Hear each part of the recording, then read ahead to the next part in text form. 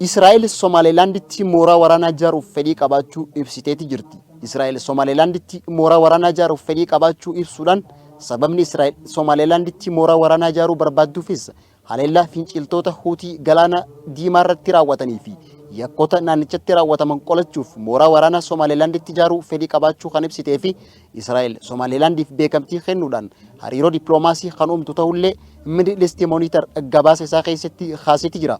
Biyyi Somaalilaandi Afrikaa baatti naannawa mijataa daddabarsa daldala galaanaa keessaa harka takka qabxii sadaffaa kan qabdu yoo ta'u nageenya galaanaa daddabarsa namoota seeraan alaa yakka shororkeessummaatii fi kanneen biroo to'achuudhaaf bakki ijoo ta'uunis ibsameeti jira. Israa'el biyyoota baha Eeshiyaa goolaa kan jirtuu fi biyyoota Arabaa hedduu biratti yaaddoo uumaa jiraachuun kan beekamuu fi biyyoota Afrikaa baha hanga tokko wajjin hariiroo uumuuf fedhii qabaachuu ibsa isii keessatti akeekameeti jira. Israa'el kanaan dura sodaa nageenyaa baha Afrikaatti yaaddoo uumaa dhufe hordoftee Itoophiyaa waliin kan dhaabbattu ta'uu ibsuunis ni yaadata.